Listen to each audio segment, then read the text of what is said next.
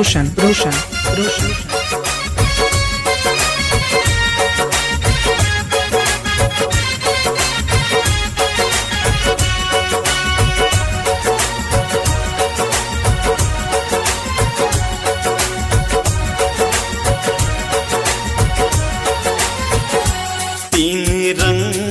के अपन तिरंगा भारत के शान छिए।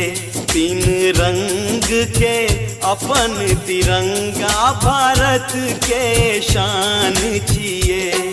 भारत के शान छिए यो, भारत के शान छिए यो।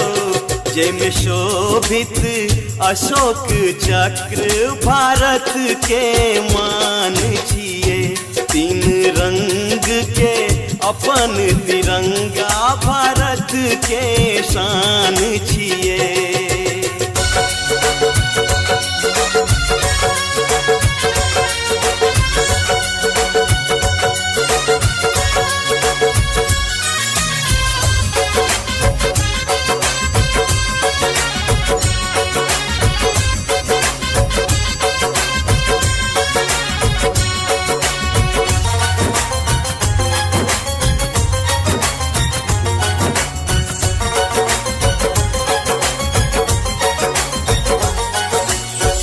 वीर कुंवर भगत सिंह चाचा जवाहरियो उठेलन आवाज दुश्मन देश छोड़ भागलियो।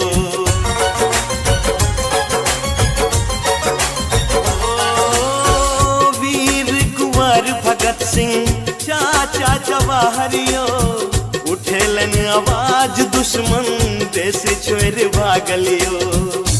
बाबा गांधी भारत के आजादी के दोसर नाम छिए। तीन रंग के अपन तिरंगा भारत के शान छिए।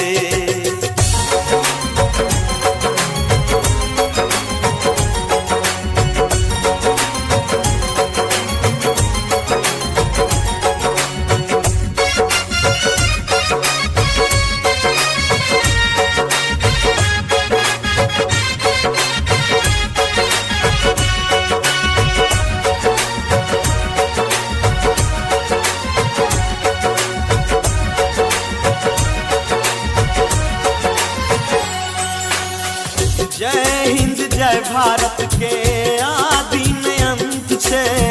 बेटन हर मिटा के लियो जानत परंत छे।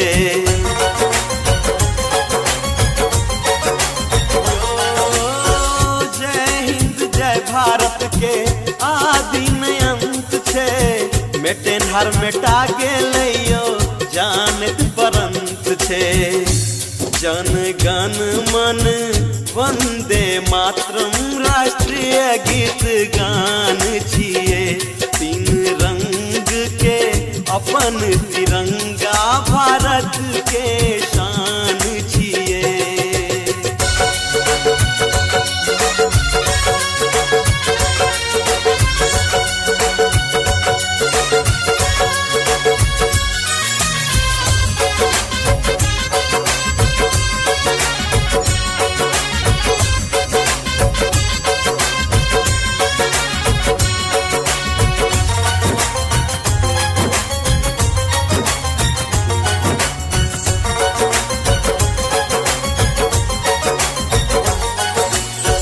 सबसा सुंदर चंदन अपन हिंदुस्तानियो। हम सब गर्व सकारी देश के सलामियो।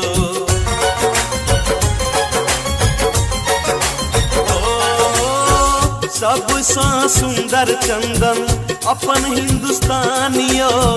हम सब गर्व सकारी देश के सलामियो।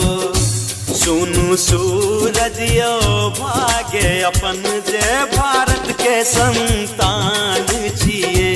तीन रंग के अपन तिरंगा भारत के शान छिए। भारत के शान छिए यो, भारत के